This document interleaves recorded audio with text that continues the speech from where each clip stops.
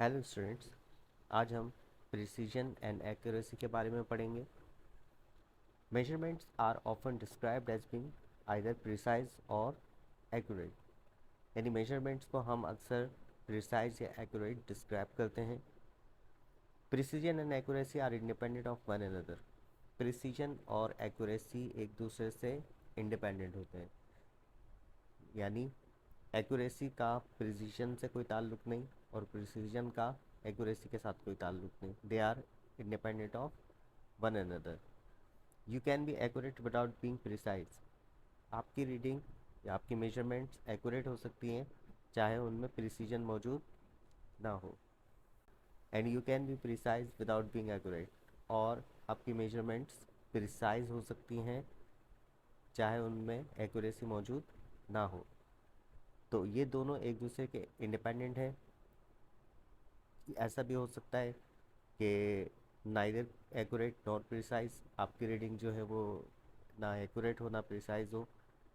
तो वो एक बहुत बुरा एक्सपेरिमेंट होगा जिसमें ना एक्यूरेसी होगी ना प्रिसीजन होगा। और ऐसा भी हो सकता है कि आपकी रीडिंग मेजरमेंट जो है वो प्रिसाइज भी हो और एक्यूरेट भी हो, लेकिन इसका हरगिज़ ये मतलब नहीं कि अगर प्रिसीजन मौजूद है तो एक्यूरेसी भी मौजूद होना लाजमी है। Measurement that are very precise have small uncertainty. Measurement जो जितनी ज़्यादा प्रिसाइज होंगी उतनी उनमें अनसर्टेनिटी कम होती है।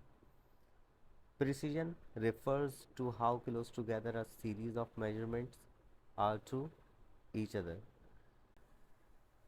प्रिसीजन को हम इस तरह से डिफाइन करते हैं कि किसी एक्सपेरिमेंट में आपने जो मेजरमेंट्स किए हैं वो मेजरमेंट्स के जो रिज़ल्ट हैं वो मेजरमेंट एक दूसरे के कितना क्लोज हैं। जितनी ज़्यादा वो रीडिंग्स एक दूसरे के क्लोज होंगी उतना ही उनमें प्रिसीजन मौजूद होगा। फॉर एग्ज़ाम्पल, रीडिंग आ रही है 9.6, 9.6, 9.5, 9.5, इस तरह से रीडिंग्स आ रही हैं आपके पास। तो ये रीडिंग्स अगर आपके पास आ रही हैं, फॉर एग्ज़ाम्पल एक रीडिंग और लिख लेता हूँ मैं, 9.7 भी आ गई कोई रीडिंग, तो they are very close to each other. ये रीडिंग्स एक दूसरे के बहुत क्लोज हैं। तो हम कहेंगे कि हमारी मेजरमेंट में प्रिसीजन मौजूद है। यानी हम जितनी मरतबा भी हम प्रैक्टिकल परफॉर्म कर रहे हैं, रीडिंग इसी तरह से क्लोज क्लोज रीडिंग्स आ रही हैं। लेकिन जैसा कि हम कह चुके हैं कि प्रिसीजन का मतलब एक्यूरेसी नहीं होता। अगर ये प्रिसीजन मौजूद है तो इसका हरगिज़ मतलब ये नहीं कि आपकी रीडिंग जो है वो एक्यूरेट भी हो सकता है कि एक्चुअल वैल्यू इससे बहुत डिफरेंट हो और आपका जो एक्सपेरिमेंट आप परफॉर्म कर रहे हैं उसमें बहुत ज़्यादा एरर मौजूद हो।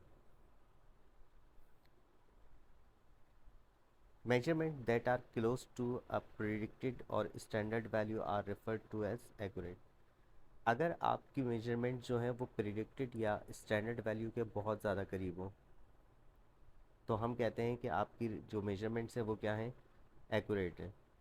For example, standard value acceleration due to gravity की 9.8 मीटर पर सेकेंड स्क्वायर है at the surface of the earth. अगर फॉर एग्जांपल आपकी रीडिंग आ रही है 9.7 which is very close to 9.8, या आपकी रीडिंग आ रही है 9.9 which is also very close to 9.8, तो हम कहेंगे कि आपने जो मेजरमेंट्स की हैं वो एक्यूरेट हैं। जितना ज़्यादा ये वैल्यू इस 9.8 के करीब होगी उतनी ज़्यादा एक्यूरेट रीडिंग कहलाएगी, और जितनी ये 9.8 से ज़्यादा दूर होगी रीडिंग उतनी ही उसमें एक्यूरेसी कम होगी। फॉर एग्जांपल, अगर हम यहाँ पर देखें तो 9.5 is much more less than 9.8। तो ये 9.5 और 9.6 जो रीडिंग्स हैं ये इतनी एक्यूरेट रीडिंग नहीं है जितनी एक्यूरेट रीडिंग 9.7 और 9.9 है। तो हम ये कह सकते हैं कि these are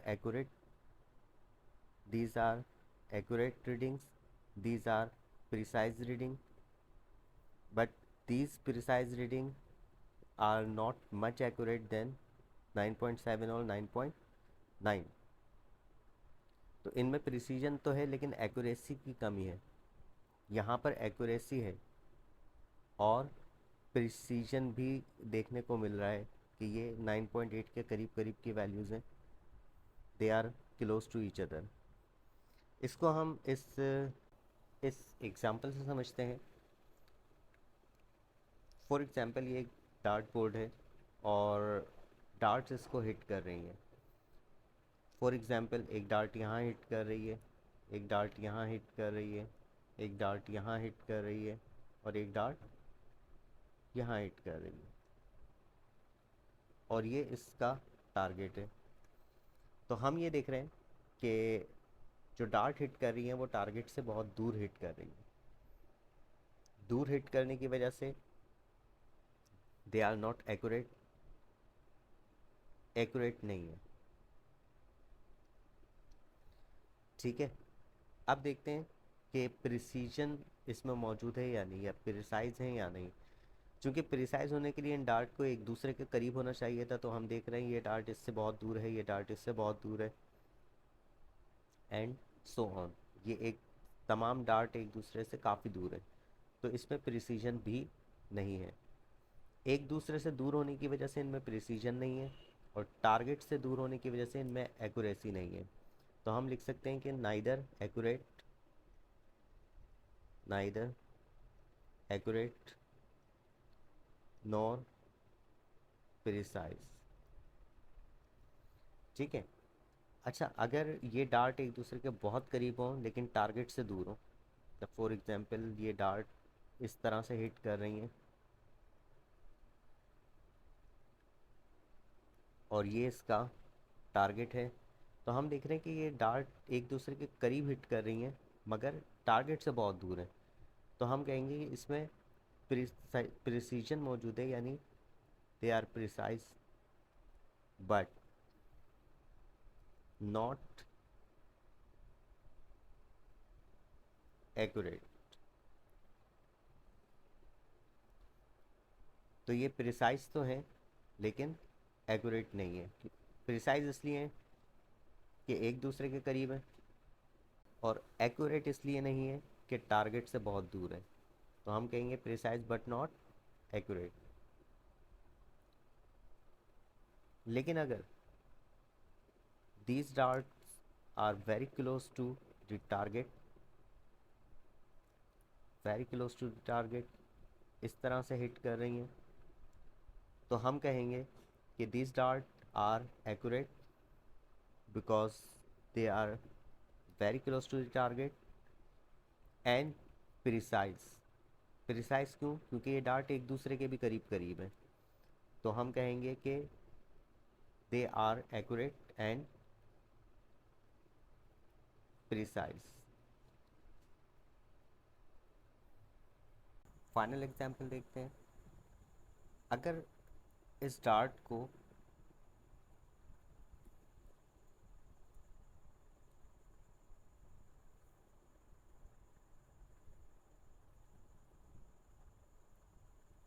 फाइनल एग्जाम्पल देखते हैं। अगर एक डार्ट इस डार्ट बोर्ड को इस तरह से हिट करे कि यहाँ हिट कर रही है, दूसरी डार्ट इसको यहाँ हिट कर रही है, तीसरी डार्ट यहाँ हिट कर रही है, and then fourth one is hitting here। तो these darts are very close to the target, target काफ़ी क्लोज है, तो हम इसे कह सकते हैं कि इसमें एक्यूरेसी मौजूद है, they are accurate but they are far from each other. लेकिन ये एक दूसरे से दूर दूर है, तो हम कहेंगे एक्यूरेट बट नॉट प्रिसाइज।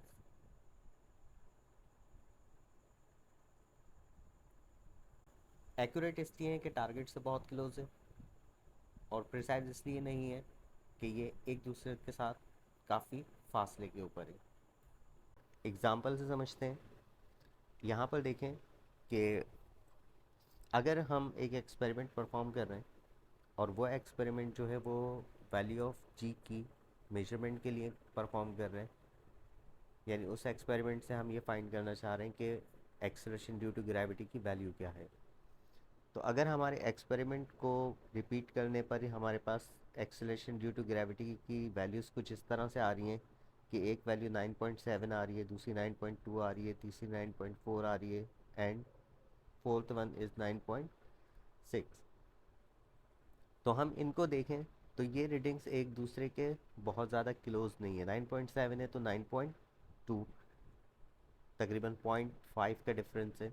9.4 9.7 ये भी कुछ ख़ास जो है वो करीब रीडिंग नहीं है। 9.6 is somehow close to 9.7, लेकिन तमाम रीडिंग्स जो हैं वो एक दूसरे के बहुत ज़्यादा करीब नहीं है। तो हम कह सकते हैं कि इनमें प्रिसीजन मौजूद नहीं है, प्रिसीजन मौजूद नहीं है। फिर हम देखते हैं कि एक्यूरेट है या नहीं है। तो हमें पता है कि स्टैंडर्ड वैल्यू ऑफ जी जो होती है वो 9.8 होती है। तो 9.2 is very far from 9.8 and 9.4 is also very far from 9.8। तो इसमें एक्यूरेसी भी मौजूद नहीं है, क्योंकि एक्यूरेसी होती है कि आपकी स्टैंडर्ड वैल्यू की कितना क्लोज है। तो 9.2 is not very close to 9.8। इस वजह से 9.4 और 9.2 ये दो रीडिंग्स जो हैं वो बहुत ज़्यादा दूर हैं अपनी स्टैंडर्ड वैल्यू से। तो हम कहेंगे कि इसमें एक्यूरेसी भी मौजूद नहीं है। तो हम कह सकते हैं नाइदर प्रिसाइज नोर एक्यूरेट रीडिंग्स। फिर हमने एक एक बार फिर एक्सपेरिमेंट परफॉर्म किया, यही एक्सपेरिमेंट फिर परफॉर्म किया और 4 मरतबा इस एक्सपेरिमेंट को रिपीट किया, कुछ चेंजेस करके जो हमें लग रहा था शायद इस वजह से हमारी रीडिंग जो है वो गलत आ रही हो। तो हमें 9.4 एक रीडिंग मिली, एक रीडिंग 9.3 मिली, एक रीडिंग 9.3 मिली, एक रीडिंग 9.4 मिली। अब अगर इन रीडिंग्स को देखें तो ये रीडिंग्स एक दूसरे के बहुत क्लोज हैं। 9.4 9.4 9.3 9.3। तो इनमें प्रिसीजन मौजूद है क्योंकि ये रीडिंग एक दूसरे के बहुत ज़्यादा क्लोज है, लेकिन एक्यूरेसी फिर भी नहीं है। एक्यूरेसी इस वजह से नहीं है कि these readings are very far from 9.8। 9.8 के बहुत ज़्यादा करीब की वैल्यूज़ नहीं है ये।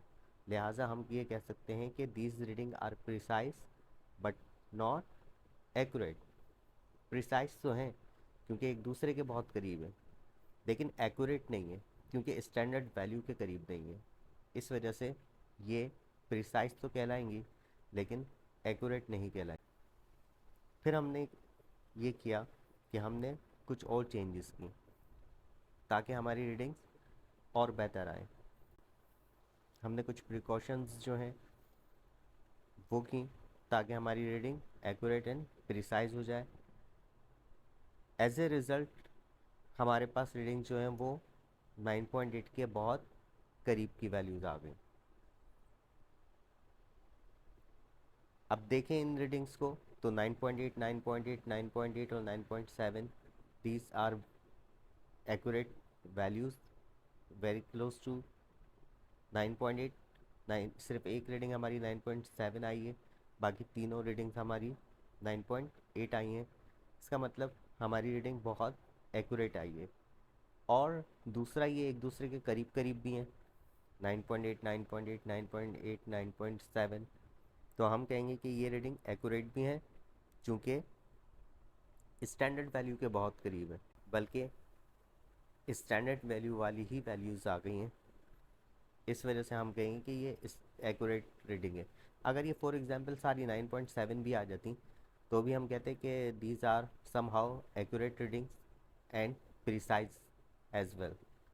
फाइनल एग्जांपल देखते हैं। अगर values 9.8 metre per second square, 9.7 meter per second square, 9.6 metre per second square and 9.9 meter per second square आ रही है, तो these values are close to 9.8 क्योंकि इसमें सिर्फ 0.1 का डिफरेंस है। 9.9 में और 9.8 में भी 0.1 का डिफरेंस है।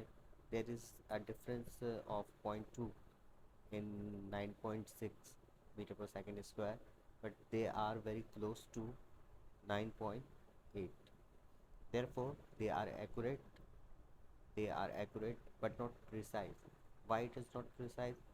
Because ये वैल्यूज़ जो हैं एक दूसरे के बहुत ज़्यादा करीब नहीं है। अगर हम देखें तो 9.6 और 9.9 के दरमियान 0.3 का डिफरेंस है, and this is a big difference in terms of calculating the value of g. तो हम कह सकते हैं कि these values are accurate but not precise.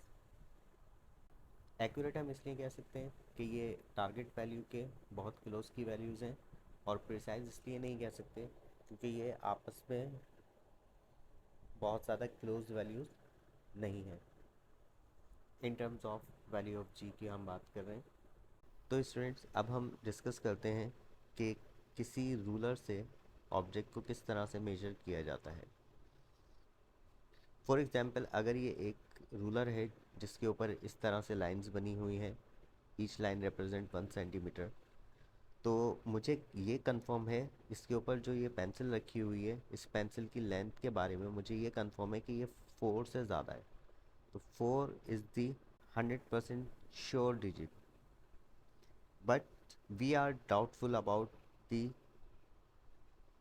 Digit after 4। 4 के बाद कौन सा डिजिट आएगा उसके बारे में हम जो हैं वो श्योरिटी के साथ नहीं कह सकते।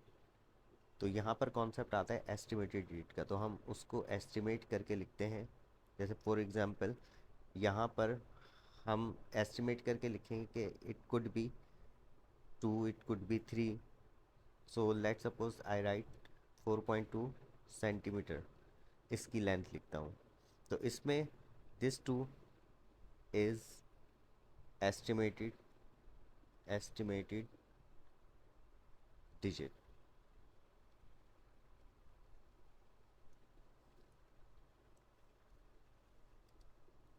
इसी तरह से अगर हम इस पेंसिल को देखें तो इस पेंसिल की जो लेंथ है वो एग्जैक्टली 4 के ऊपर है, तो हम इसको भी एग्जैक्टली 4 नहीं लिख सकते, बल्कि यहाँ पर भी हमें एक एस्टिमेटेड डिजिट को ऐड करना पड़ेगा, एक एस्टिमेटेड डिजिट को लिखना पड़ेगा। चूँकि ये एग्जैक्टली 4 के ऊपर है तो हम एस्टिमेटेड डिजिट को 0 लिखेंगे। तो इस तरह से इस रूलर की मदद से जो हमने पेंसिल की लेंथ को मेजर किया है वो मेजरमेंट 4.0 सेंटीमीटर कहलाएगी। तो यहाँ पर जो ये ज़ीरो है, इस ज़ीरो को हम कहेंगे एस्टिमेटेड डिजिट। तो एस्टिमेटेड डिजिट्स को हम किस तरह से लिखते हैं उसको हम ज़रा थोड़ा डिटेल के अंदर देखते हैं। फॉर एग्जांपल, ये एक रूलर है जिसके ऊपर ज़ीरो के बाद जो पहली लाइन बनी हुई है वो 10 सेंटीमीटर की लाइन बनी हुई है। This is in centimetre. अब चूंकि इसके ऊपर मज़ीद कोई लाइन नहीं है, तो मैं अगर इस पेंसिल की लेंथ को मेजर करना चाहूँ तो मैं इसको सिर्फ आइडिया ले सकता हूँ कि इसकी लेंथ कितनी हो सकती है। फॉर एग्ज़ाम्पल, अगर मैं यहाँ पे 10 और यहाँ पे 0 मौजूद है तो 5 should be in between them. तो मुझे ऐसा लग रहा है कि इसकी लेंथ जो है वो 5 से कम है। It could be 4, it could be 4 point something, लेकिन चूँकि यहाँ पर each line is worth 10 centimetre, तो मैं जो एस्टिमेट लूँगा वो वन वन प्लेस तक लूँगा। यानी मैं इसको या तो लिख सकता हूँ 4 या मैं इसको लिख सकता हूँ 5। I can not write it as 4.2 और 5.1। इस तरह से मैं इसको नहीं लिख सकता। क्योंकि हम इसको वंस प्लेस तक एस्टिमेट कर सकते हैं, तो हम इसको या तो 4 लिखेंगे या 5 लिखेंगे। We can not write it as 4.2 और 5.1। नेक्स्ट, अगर हम देखें कि एक ऐसे रूलर मौजूद हो जिस रूलर के ऊपर ईच लाइन रिप्रेजेंट 1 सेंटीमीटर, जिसके ऊपर हर लाइन जो है वो 1 सेंटीमीटर को रिप्रेजेंट कर रही हो, तो उसमें हम इसकी वैल्यू को अगर देखें तो ये 4 सेंटीमीटर से ज़्यादा है और 5 सेंटीमीटर से कम है। इसका मतलब ये हो कि इसकी 4 जो डिजिट है वो कंफर्म है, and we have to estimate the other one कि ये 4.5 है, 4.6 है, 4.7 है, 4.8 है, तो वो हमें एस्टिमेट करना है।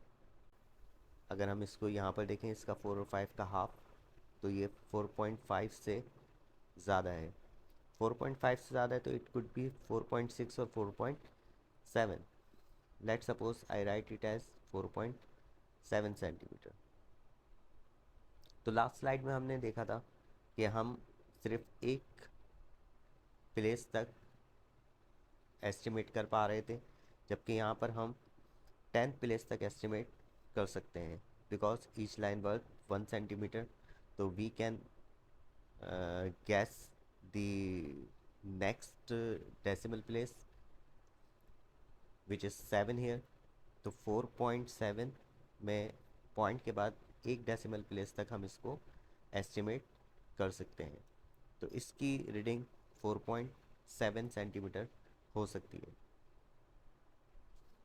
क्या इसकी रीडिंग हम 4.75 लिख सकते हैं या 4.78 लिख सकते हैं?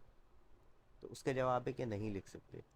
वजह उसकी ये है कि जब 1 सेंटीमीटर तक है तो हम इसको 10th डेसिमल 10th प्लेस तक एस्टिमेट करेंगे, यानी डेसिमल पॉइंट के सिर्फ एक डेसिमल प्लेस तक इसको एस्टिमेट करेंगे, अगले डेसिमल प्लेस तक हम इसको एस्टिमेट नहीं कर सकते।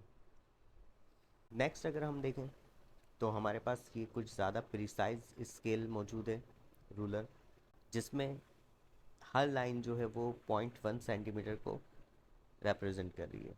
अब चूंकि ये 0.1 सेंटीमीटर को रिप्रेजेंट कर रही है तो यहाँ से हमें जो है वो एग्जैक्टली 1 डेसिमल प्लेस तक वैल्यू मिल जाएगी, और चूंकि इसकी वैल्यू यहाँ पर हमें नज़र आ रही है 4.5, 4.6, 4.7, 4.7 तक इसकी एग्जैक्ट वैल्यू हमें मिल रही है। तो हमें जो नेक्स्ट नंबर है उसको एस्टिमेट करना पड़ेगा कि 4.7 के बाद क्या है। अगर इसको हम जूम करके देखें तो यहाँ पर हमें ऐसा लग रहा है कि ये 4.7 से थोड़ा सा आगे निकली हुई है। अब ये कितना आगे है? It could be 0.71, it could be 0.72। तो लेट्स राइट इट एज 4.72। तो इसको यूँ समझिए कि जिन डिजिट्स तक आप मेजर कर सकते हैं उसके बाद वाला डिजिट आपको एस्टिमेट लिखना होता है, which is called estimated digit. तो यहाँ पर 2 जो है ये एस्टिमेटेड डिजिट है।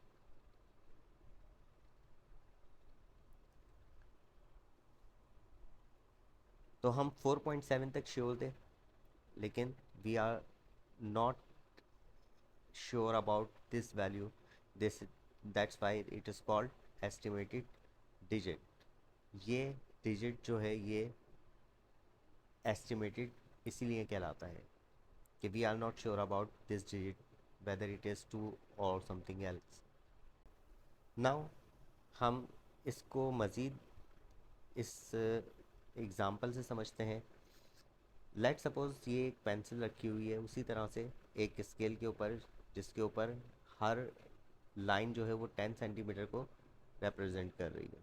तो इसकी जो लेंथ है उसको मैं एस्टिमेट करके लिख रहा हूँ कि वो 4 सेंटीमीटर है।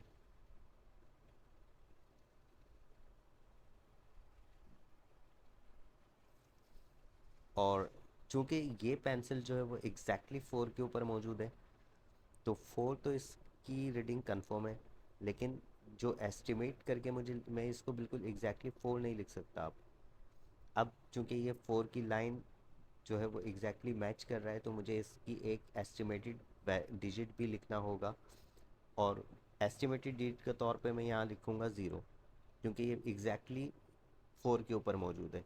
तो मैं 0 के अलावा और कोई डिजिट लिख नहीं सकता, मैं 1 2 नहीं लिख सकता, क्योंकि एग्जैक्टली ये 4 पर मौजूद है। तो मैं इसे 4.0 सेंटीमीटर लिखूँगा। तो इसमें ये 0 जो है वो एस्टिमेटेड डिजिट है। इसके अलावा अगर हम इस एग्जांपल को देखें जिसमें स्केल जो है वो मोर प्रिसाइज स्केल मौजूद है, जिसमें हर लाइन जो है वो 0.1 सेंटीमीटर को डिनोट कर रही है, तो यहाँ पर भी ये पेंसिल की जो लेंथ है वो 4 तक मौजूद है। तो मैं इसे 4.00 लिख सकता हूँ।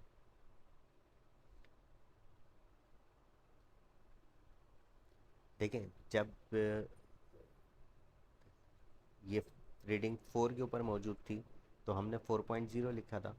अब और प्रिसाइज स्केल मिल गया है तो हम एक डिजिट और आगे इसको लिख सकते हैं, लेकिन इसको लिखेंगे 4.00 सेंटीमीटर। तो यहाँ पर 4 centimetre is different from 4.0 centimetre लिखने में। तो ये तीनों रीडिंग्स एक सी ही लग रही हैं, all are the length of pencil and all are 4 centimeter. लेकिन साइंस में 4.0 is different than 4 centimeter and 4.00 is different than 4.0 centimeter. तो इसमें सबसे ज़्यादा प्रिसाइज वैल्यू हमारे पास, सबसे ज़्यादा most precise reading, most precise measurement, most precise measurement is 4.00 centimetre. तो यहाँ से हमारा टॉपिक जो है वो एक नए टॉपिक को जन्म देता है, जिसे हम सिग्निफिकेंट फिगर कहते हैं। सो स्टूडेंट, सिग्निफिकेंट फिगर्स क्या होते हैं? Significant figure include all non digits plus one estimated digit. Significant figures जो हैं वो उसमें तमाम नॉन डिजिट्स मौजूद होते हैं और एक एस्टिमेटेड डिजिट मौजूद होता है। जैसे अगर हम इस फिगर की बात करें तो इसमें हमने पेंसिल की लेंथ को 4 सेंटीमीटर तक शो किया हुआ है।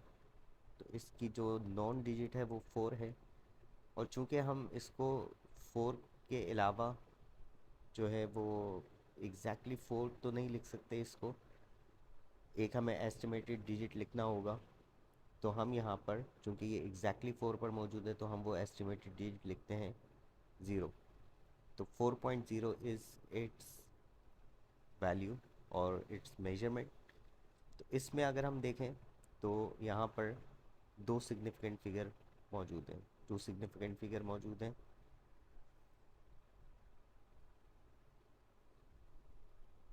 हम अपने प्रीवियस लेक्चर्स के अंदर जहाँ पर हमने सिग्निफिकेंट फिगर कितने होते हैं किसी गिवन वैल्यू के अंदर, उसके रूल्स पढ़े थे। तो आप उसको एक मर्तबा जो है वो रिवाइज कर लीजिएगा। मैं डिस्क्रिप्शन में उसका लिंक जो है वो शेयर कर दूंगा। आप उस लिंक पे जाके सिग्निफिकेंट फिगर के रूल्स को देख लीजिएगा कि हम किस तरह से किसी गिवन वैल्यू के अंदर सिग्निफिकेंट फिगर को मालूम करते हैं या तलाश करते हैं। अगर हम अगर हम इसको देखें तो इसमें चूंकि ये मोर प्रिसाइज स्केल मौजूद है, तो इसमें हम इस पेंसिल की लेंथ को 4.00 तक लिख सकते हैं। क्योंकि हम ऑलरेडी ये देख चुके हैं कि इसको हम 100 प्लेस तक लिख सकते हैं, तो हम इसमें एक सिफर नहीं बल्कि पॉइंट के बाद 2 डेसिमल प्लेस तक इसे लिखा जा सकता है। तो इसमें अगर हम देखें तो इसमें बनते हैं 3 सिग्निफिकेंट फिगर्स। तो स्टूडेंट्स, आज का लेक्चर हमारे यहीं पे इख्तिताम पज़ीर होता है। मिलते हैं नेक्स्ट वीडियो के अंदर।